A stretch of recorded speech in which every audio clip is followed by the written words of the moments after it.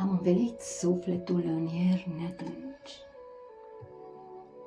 cu fulgi de gheață peste pași stăpâni. Dar tu, cu focul tău de stele aprins, poți să deschizi inima cea plânsă. Sunt între ziduri de cristal rece, niciun răsărit nu mai trece.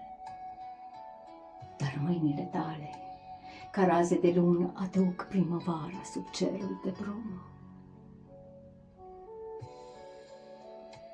Fiecare pas al tău deschid ferestre, unde răsună ecouri de luminițe și vise. Și în inima mea de gheață răsar multe petale de dor.